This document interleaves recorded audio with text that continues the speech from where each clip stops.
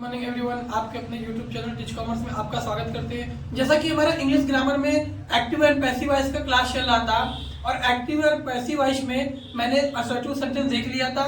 आज हम देखते हैं इंट्रोगेटिव सेंटेंस। इंट्रोगेटिव सेंटेंस के दो पार्ट देख लेंगे, उसके बाद इंपरेटिव, फिर ये आपका ग्रामर का जो पार्ट होगा एक्टिव पैसिव पूरी तरह समाप्त हो जाएगा। ठीक है, तो ध्यान दीजिए, एक्टिव एंड पैसिव वॉइस हमारा चल रहा था इंट्रोगेटिव सेंटेंस। इसमें एचबी के दो पॉइंट लिखिए जो आपको इंट्रोगेटिव में पूछ सकता है। जैसे लिखिए डू, डज, वर्ब में यस, वर्ब में ईएस, वर्ब का फर्स्ट फॉर्म रहे तो ईजेमार लगाते हैं। अब देखिए डीड रहे या वर्ब का सेकंड फॉर्म रहे, क्या लगाते हैं? वाज वेयर लगाते हैं। ठीक है, मैं दो क्वेश्चन लिया हूं, दो क्वेश्चन को नियम से करता हूं, ध्यान से देखिएगा।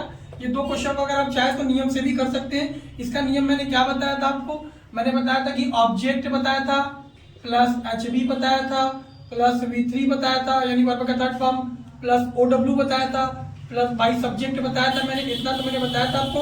बस कुछ नहीं करना, एचबी को आगे ला देना है, बाकी जो जैसा रहेगा उसको वैसा ही टिका के लास्ट में क्वेश्चन मार्क लगा देना है। तो ध्यान दीजिएगा, यहाँ पर डज है, क्वेश्चन में डज दिया है तो मैंने बोला डू डज दे तो ई जमा लगाएंगे। अब यहाँ पर क्या लगेगा? इज लगेगा, एम लगेगा, आर लगेगा, मुझे नहीं पता। तो मैं लास्ट वाले ऑब्जेक्ट को देखता हूँ। ऑब्जेक्ट क्या? अ लेटर है। यहाँ पर थोड़ा सा जगह छोड़ देंगे, क्या लगेगा? इज एम आर नहीं पता। अगर लास्ट में अ लेटर है, अ लेटर को आगे लाएंगे, अगर अ लेटर को आगे लाएंगे तो एक पत्र है, तो एक पत्र के साथ क्या लग जाएगा? यहाँ पर इज लग जाएगा। इज लग जाएगा क्योंकि डू डज रहा है तो इज हमारे बनाते इज लगेगा कि एम लगेगा कि आर लगेगा, वो हमारा ऑब्जेक्ट पर डिपेंड करता है। ऑब्जेक्ट अ लेटर है, अ लेटर जब आगे आ गया तो उसके साथ क्या लग गया? इज लग गया। ठीक है, उसके बाद ये ऑब्जेक्ट हो गया। उसके बाद V3 यानी वर्ब का थर्ड फॉर्म राइट। राइट का थर्ड फॉर्म क्या होता है? रिटेन होता है, ये रिटेन हो गया। उसके बाद क्या बचा? अदर वर्ड कुछ है नहीं, अभी ही का बचा। ही का क्या होता है? बाई हिम, मैं पिछले वीडियो में बताया था आपको। लास्ट में क्वेश्चन मार्क लगाना मत भूलिएगा। इंट्रोगेटिव है तो उसको इंट्रोगेटिव फॉर्म में ही बनाना है। ठीक है, अब देखिए आगे देखिए, इंट्रोगेटिव है तो उसको इंट्रोगेटिव फॉर्म में ही आपको बनाना है। ठीक है, अब देखिए आगे देखिए, या फिर अगर कहेंगे तो इंट्रोगेटिव का मैं वो लिख देता हूँ नियम, जिससे आपको पूरी तरह क्लियर हो जाए। ठीक है, आप कुछ नहीं करेंगे, बस एचबी को आगे लिख देंगे, प्लस ऑब्जेक्ट रहेगा आपका, प्लस V3 रहेगा वर्ब का third form, plus other word रहेगा, प्लस बाई सब्जेक्ट रहेगा और लास्ट में क्वेश्चन मार्क लगाना मत भूलिएगा। ठीक है, अब नेक्स्ट क्वेश्चन समझते हैं। Do they by the book, क्या वे बुक खरीदते हैं? भाई मतलब खरीदना होता है, क्या वे बुक्स यानी किताबों को खरीदते हैं? तो यहाँ क्या हो जाएगा? देखिए डू दिया हुआ है तो यहाँ पर डैश छोड़ देंगे, क्योंकि डू डज रहे तो क्या लगाते हैं? Is am are. अब यहाँ इज लगेगा, एम लगेगा, आर लगेगा, नहीं पता, तो मैं लास्ट वाले ऑब्जेक्ट को लाता हूँ द बुक्स। यहाँ अगर द बुक्स को आगे लाऊंगा क्योंकि लास्ट में ऑब्जेक्ट है, अगर यहाँ लाऊंगा द बुक्स, ध्यान दीजिएगा बुक्स है बहुत सारे, बुक में यस लगा है, बहुत सारे किताब हो गए यानी ये प्लूरल हो गया, तो प्लूरल के साथ क्या लगता है? आर लगता है। क्या हो जाएगा? आर लग जाएगा, आर द बुक्स। उसके बाद V3 बाई का थर्ड फॉर्म बॉट होता है, यानी बॉट मतलब खरीदना होता है, BOUGST बॉट हो गया। उसके बाद क्या बचा? दे का मैंने क्या बताया था? By them, by them. Last में क्वेश्चन मार्क लगाना मत भूलिएगा। ठीक है, ये दो क्वेश्चन हो गए। अब देखिए एक हम वो इंट्रोगेटिव सीखेंगे, वो डीड वाले क्वेश्चन। अब हम डीड वाले क्वेश्चन को देखते हैं। ये तो डू वाला डज वाला था, अब डीड वाला भी देख लेते हैं, या वर्ब का सेकंड फॉर्म क्लियर हो जाएगा हमको। ध्यान दीजिएगा, ये याद कर लीजिएगा, जो यहाँ हम लाइन खींचे थे, ये आपको लाइन खींचना नहीं है, वो हम समझाने के लिए आपको खींचे थे। आप जगह छोड़ दीजिएगा और लास्ट के ऑब्जेक्ट को जब आप आगे लाएंगे तो आपको पता चल जाएगा कि डू लगेगा, इज एम आर लगेगा, क्या लगेगा नहीं पता। ठीक है, तो आपको क्लियर हो जाएगा कि क्या लगेगा। अब देखिए डीड वाला कोई क्वेश्चन देखते हैं हम, ताकि हमारा डू डज क्लियर हो गया। ये तीन पर मैंने प्रीवियस वीडियो में मैंने क्लियर कर लिया था। अब डू डज वाला हमारा चल रहा है, तो डू डज में अब हो गया। अब हम डीड वाला क्वेश्चन समझते हैं। तो डीड वाले क्वेश्चन में समझते हैं, did he by a book, did he BUI by a book, question mark. ध्यान दीजिएगा, did you by a book, ध्यान दीजिएगा। अब हम क्या करेंगे? अब डिड आया तो डिड रहे या वर्ब का सेकंड फॉर्म रहता, क्या लगाते हैं? वाज वेयर लगाते हैं। तो अब यहाँ लाइन छोड़ देते हैं, क्या लगेगा? वाज लगेगा कि वेयर लगेगा, नहीं पता, तो यहाँ हम थोड़ा सा लाइन खींच दिए, छोड़ दिए कि फिल इन द ब्लैंक्स में क्या भराया गया। तो लास्ट में अ बुक है, अगर एक बुक को हम आगे लाएंगे, अ बुक आगे लाएंगे, एक को बुक है तो वाज लगता है, वाज अ बुक हो गया। उसके बाद बाई का थर्ड फॉर्म क्या होता है? डॉट। उसके बाद ही का क्या हो जाता है आपका? बाई हिम हो जाता है। क्या हो जाता है? बाई हिम, लास्ट में क्वेश्चन मार्क। ठीक है, एक आध क्वेश्चन और हम देख लेते हैं तो हमारा क्लियर हो जाएगा। ध्यान दीजिएगा, अगर कुछ और क्वेश्चन ले ले हम, डिड ही सॉल्व द सम, मान लीजिए डिड ही सॉल्व द सम। देखिए सम का मतलब यहाँ सवाल होता है, ठीक है, सम का मतलब गणित या मैथ या सवाल होता है, ठीक है, सम का मतलब सवाल। अब इसको सॉल्व करेंगे, डीड है तो क्या है, डीड है तो बाद में लगेगा, जगह छोड़ देंगे, 10 सम को आगे लाएंगे। अगर 10 सम को आगे लाएंगे तो यहाँ क्या लग जाएगा, वाज लग जाएगा ना, वाज द सम हो गया, सिंपल फंडा। क्या लग जाएगा, वाज द सम, उसके बाद सॉल्व का थर्ड फॉर्म सॉल्व हो जाएगा, SOLVED। अब देखिए भी लगा रहा तो खाली डी लगाएंगे, अगर भी नहीं लगा रहा तो ईडी लगाएंगे, ठीक है, सॉल्व। अब क्या बचा, ही का क्या हो जाएगा, बाई हिम, लास्ट में क्वेश्चन मार्क। ये तो हम समझ गए इंट्रोगेटिव में। अब अगर वाज में रहे तो बिंग लगाना है, तो बिंग कहाँ लगाएंगे, ध्यान दीजिएगा, अगर वाज अगर ई से मार रहे तो। अब हम दूसरा क्वेश्चन देखते हैं। दूसरे क्वेश्चन में क्या होता है, हेल्पिंग वर्ब आगे रहे, वहां भी है, वहां तो डूडल था, अब यहाँ पर हेल्पिंग वर्ब है, तो याद कीजिएगा हेल्पिंग वर्ब रहे तो क्या लगाते हैं, बिंग लगाते हैं, मैंने बताया था। अब देखिए यहाँ पर अगर वाज वेयर है तो बिंग लगाते हैं, वाज बिंग वेयर बिंग, अगर हैज हैव रहा तो बीन लगाते हैं, बिंग और बिंग में अंतर होता है, ठीक है। अब देखिए 2 क्वेश्चन में इस पर लिए, इन्हीं 2 क्वेश्चन को कराएंगे, क्लियर हो जाएगा आपको। यहाँ पे वेयर है, अब देखिए कभी कभी ये वेयर भी चेंज हो जाता है, ठीक है, वेयर क्यों चेंज हो जाता है, क्योंकि यू के साथ ये वेयर लगाता है, ठीक है, ये वेयर किसके साथ लगाता है, यू के साथ, ठीक। लेकिन यहाँ पर क्या है, जब वेयर यू के साथ लगेगा, अगर फुटबॉल को हम आगे लाएंगे तो देखिएगा, ये देखिए कि वाज वेयर है तो क्या लगाते हैं, बिंग लगाते हैं। अब बिंग इसके बगल में नहीं लगेगा, बिंग ऑब्जेक्ट के बाद लगेगा, जैसे ये लिखे ना HV फिर प्लस ऑब्जेक्ट, फिर उसके बाद बिंग लिख देंगे। यहाँ पर अगर मान लीजिए आप चाहे तो यहाँ पर जोड़ सकते हैं, या यहाँ पर V3 को हटा सकते हैं। अगर ऐसा वाला सेंटेंस रहे तो कोई दिक्कत नहीं, बिंग लगा देंगे, फिर उसके बाद V3 लिख देंगे वर्ब का थर्ड फॉर्म, फिर अदर वर्ड लिख देंगे, फिर क्या लिख देंगे, बाई सब्जेक्ट लिख देंगे, ठीक है, लास्ट में क्वेश्चन मार्क लगाना ना भूलेंगे। देखिए इसमें बनाते हैं, अब यार तो यू के साथ लगाए, अगर हम फुटबॉल को आगे लाएंगे, अगर मान लीजिए फुटबॉल को हम आगे ला दिए, फुटबॉल एक हो गया, तो यहाँ पे क्या लग जाएगा, वाज लग जाएगा ना, क्योंकि वाज फुटबॉल, उसके बाद क्या लगा देंगे, बीइंग, यानी बीइंग कब लगाएंगे, ऑब्जेक्ट के बाद, क्योंकि वाज वेयर है तो बीइंग लगाते हैं, तो बीइंग कब लगाएंगे, ऑब्जेक्ट के बाद। उसके बाद प्लेइंग है तो प्लेड हो जाएगा वर्ब का थर्ड फॉर्म, प्लेड हो गया।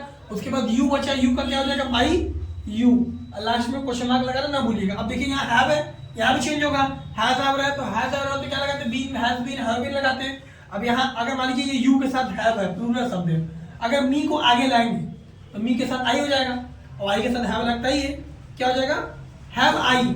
उसके बाद क्या हो जाएगा, बीन, हैव आई बीन। उसके बाद चीट है तो चीटेड दिया ही थर्ड फॉर्म, चीटेड आप लिख सकते हो, उसको second form third form same है, चीटेड हो गया, ठीक है। उसके बाद क्या हो जाएगा, यू का क्या हो जाएगा, बाई यू। तो ये क्वेश्चन हो गया। अब बाकी सारा क्वेश्चन रहेगा सेम इसी तरह करेंगे, इज मान रहेगा तो भी इसी तरह लगाएंगे, ठीक है, वाज वेयर रहेगा तो भी इसी तरह, हैज हैव विल शैल रहेगा तो भी इसी तरह चीज लगाएंगे, ठीक है। अब देखिए, अब हम समझते हैं हु वाले वाक्य जो पेपर में आते हैं, ध्यान दीजिए। देखिए हु वाले वाक्य को समझने से पहले हम समझेंगे डबल इंट्रोगेटिव में एक चीज हमारा छूट गया है जो हम क्लियर करने जा रहे हैं। जैसे इंट्रोगेटिव वर्ड होता है what, where, how, when, who भी होता है इंट्रोगेटिव, लेकिन हु को छोड़कर, यानी जो हु वाला वाक्य रहेगा उसको छोड़कर, बाकी में नियम एज इट इज पुराना ही है। अब बस क्या करना है, ये डबल इंट्रोगेटिव है तो इसको तो एज इट इज उतार देंगे, इसको नहीं चेंज करेंगे, जो बगल में एच भी रहेगा उसको चेंज करेंगे। जैसे क्वेश्चन दिया हुआ है व्हाट डज सी ईट, तो सबसे पहले ये व्हाट है तो व्हाट को उतार दीजिए as it is, double interrogative है, व्हाट को उतार दिए। अब यहाँ पर डज की जगह छोड़ दीजिए, डज की जगह ई से मान लगे क्योंकि डू डज है तो ये मान लगता है, पता है। अगर लास्ट में क्या है, सी ईट, अगर सी को आगे लाएंगे, अगर सी को आगे लाएंगे तो सी के साथ क्या लगेगा, इज लगेगा ना, तो इज सी, ईट का क्या होता है, ईटेन, लास्ट में क्वेश्चन मार्क, ठीक। तो सिंपल फंडा है। अब यहाँ पर देखिए हाउ आर यू, हाउ तो उतर गया आपका, ठीक। उसके बाद यहाँ पर इज हमारे तो बिग लगाते हैं, तो ये तो यू ही है, अगर यू को आगे लाएंगे तो बी क्या लगेगा, आर लगेगा ही, यू आर, क्योंकि यू के साथ पूरे लगते हैं आर, उसके बाद बिग लगा देंगे, बिग लास्ट में क्वेश्चन मार्क, ठीक। कुछ नहीं करना, बस ये कर देंगे, ठीक है। अब देखिए विच टीचर टॉट यू, अब देखिए यहाँ पर ये वर्ब का सेकंड फॉर्म दिया है टॉट, जब वर्ब का सेकंड फॉर्म तो वाज वेयर आते हैं, तो सबसे पहले विच है तो विच को उतार देते हैं, उसके बाद यहाँ वाज आएगा कि वेयर जगह छोड़ देते हैं, क्योंकि सिंगल डबल इंट्रोगेटिव फॉर्म ही बनाएंगे। अगर यू को आगे लाएंगे तो यू के साथ वेयर हो जाएगा, वेयर कहाँ से आया, क्योंकि ये वर्ब का सेकंड फॉर्म है, वर्ब का सेकंड फॉर्म है तो वाज वेयर होता है, तो इसीलिए यहाँ वेयर आ गया, ठीक है। वेयर क्यों आया, क्योंकि यू के साथ वेयर आ गया। उसके बाद ये हो गया आपका ऑब्जेक्ट, उसके बाद वर्ब का थर्ड फॉर्म टॉट है तो टॉट होता ही है। उसके बाद टीचर का मतलब बाय टीचर, बाय लास्ट में क्वेश्चन मार्क। तो ये डबल इंट्रोगेटिव का था, 3 क्वेश्चन मैंने ले लिया। अब हम हु वाले वाक्य वाला क्वेश्चन करा देते हैं, तो आपको interrogative sentence, active and passive voice पूरी तरह क्लियर हो जाएगा, ठीक है। उसके बाद हम इंपेरेटिव सेंटेंस स्टार्ट करेंगे। तो देखिए, अब हम इसका स्क्रीनशॉट ले लीजिए ताकि अब हम अगला क्वेश्चन करें। हु वाले वाक्य को देखते हैं हम, ध्यान दीजिएगा। अब हम हु वाले वाक्य को कैसे समझेंगे? हु टॉट यू इंग्लिश, तुम्हें इंग्लिश कौन पढ़ाता है? अब देखिए यहाँ टॉट के यानी वर्ब का सेकंड फॉर्म दिया, तो समझिएगा बात क्लियर लगेगा। अब यहाँ हु की जगह क्या करेंगे? मैंने बोला हु वाले वाक्य में हु के स्थान पर बाई होम लगाएंगे, तो क्या लगा देंगे इसकी जगह? बाई होम, ठीक, बाई होम लगा दिए हु की जगह। अब उसके बाद यहाँ क्या लगेगा? वाज वेयर, हेल्प टू दिया नहीं है तो वाज लगेगा, वेयर नहीं पता क्योंकि वाज वेयर ही लगेगा। कैसे पहचाने? क्योंकि वर्ब का सेकंड फॉर्म दिया टॉट, तो वाज लगेगा कि वेयर नहीं पता। आप अगर यू लाएंगे तो वेयर लग जाएगा, इंग्लिश लाएंगे तो वाज लग जाएगा। दो तरीके से बना सकते हैं। अगर मान लीजिए हम यू से बनाते हैं, अगर हम यू से बनाते हैं तो यहाँ क्या लग जाएगा? Where you English, sorry where you taught लग देंगे, वेयर। उसके बाद वर्ब का थर्ड फॉर्म होता है ना, तो टीच का थर्ड फॉर्म क्या होता है? टॉट दिया ही है वो। उसके बाद क्या बचा? यू का क्या हो जाएगा? टॉट यू, लास्ट में क्वेश्चन मार्क। अब देखिए इसको बाई यू नहीं लिखेंगे, क्यों? क्योंकि जब बाई होम का प्रयोग आगे कर दिए तो इसलिए इसमें बाई का प्रयोग नहीं करेंगे। एक तो हम यू से बना दिए, यू से ही बना सकते हैं, इंग्लिश से भी आप बना सकते हैं। तो मैं यू से बनाया तो वेयर हो गया। अगर हम इंग्लिश से बनाना चाहें तो ध्यान दीजिएगा, कुछ नहीं करना है, बस यहाँ वाज लगा देंगे। अगर मान लीजिए यहाँ वाज लगा देंगे, वाज लगा के इंग्लिश से बनाना चाहे तो इंग्लिश टॉट, उसके बाद यू की जगह क्या हो जाएगा? इंग्लिश तो हो गया, उसके बाद इंग्लिश से बना दिए टॉट, यू हो गया आपका, ठीक है। आप ऐसे बना सकते हैं, तब by home was English taught you, ठीक है, ठीक। आप इंग्लिश से बनाएंगे तो वाज टॉट, उसके बाद आपका थर्ड फॉर्म यू का यू हो गया, ठीक है। उसमें यू देखिए, इसके पहले क्वेश्चन में हम यहाँ पर यू कर दिए थे लास्ट में, आप यू नहीं करेंगे, आप वहां इंग्लिश लिखेंगे ना, क्योंकि जब हम यू से बना दिए तो हम दोबारा यू कर दिए थे, तो आप यू को सही कर दीजिएगा, ठीक है। अब देखिए next question, who has stolen her pen, तो हु की जगह पहले क्या लिख देंगे? By whom. उसके बाद हैज हो रहा है तो बिन लगाते हैं। हर पेन अगर आगे लाएंगे, अगर हर पेन आगे लाएंगे तो हर पेन के साथ हैज लगेगा उसका पेन, उसके बाद बीन लगा देंगे। उसके बाद वर्ब का थर्ड फॉर्म दिया स्टोलन, बस लास्ट में क्वेश्चन मार्क, बाकी कुछ बचा है नहीं, क्लियर कर जाएगा। Who was teaching him English, तो हु की जगह क्या लगा देंगे? बाई होम लगा दिए। अब वाज वेयर लगेगा नहीं पता, तो इंग्लिश को अगर आगे लाएंगे, हिम से भी ला सकते हैं, इंग्लिश से भी ला सकते हैं। हम हिम से आगे लाते तो ही हो गया, और ही के साथ वाज ये है तो क्या लग जाएगा? बीइंग लग जाएगा, क्योंकि मैंने बताया था अगर वाज है, अगर हिम को आगे लाएंगे तो ही के साथ वाज ही लगता है, आवाज में तो बीइंग लगाते हैं। बीइंग के बाद उसके टीच का थर्ड फॉर्म टॉट हो जाएगा, टॉट। अब क्या बचा? इंग्लिश उतार दीजिए, इंग्लिश, लास्ट में क्वेश्चन मार्क ये कर दीजिए, ठीक है। अगर आप हिम को आगे लाएंगे तो ही हो गया। अगर आप हिम ही की जगह अगर हिम को ना लाके अगर आप इंग्लिश को भी आगे लाते हैं तो देखिए, एक तो ही से हम ला दिए, एक हम ला देते हैं इंग्लिश से, तो वो भी क्लियर हो जाएगा आपका। अगर हम मान लीजिए इंग्लिश भी ला देंगे आगे तो इंग्लिश के साथ भी वाज लगेगा, तो यहाँ हो जाएगा आपका इंग्लिश हो गया, ठीक, इंग्लिश हो गया, वाज के साथ इंग्लिश हो गया। उसके बाद क्या हो जाएगा? बीइंग लगेगा, बीइंग। उसके बाद क्या हुआ? टीचिंग का थर्ड फॉर्म क्या होता है? टॉट। अब उसके बाद देखिए ही में तो ही उतर जाएगा, टॉट हिम, लास्ट में क्वेश्चन मार्क, ठीक है। बाई हिम नहीं लगाएंगे, टॉट हिम उतार देंगे या ही भी लिख सकते हैं, ठीक है। तो आज तक के लिए इतना ही। हु वाले वाक्य क्लियर हो गए। हु वाले वाक्य आपके बोर्ड के पेपर में वेरी वेरी वेरी इंपॉर्टेंट है, आते हैं, ठीक है। तब तक लाइक कीजिए, सब्सक्राइब कीजिए, थैंक्स।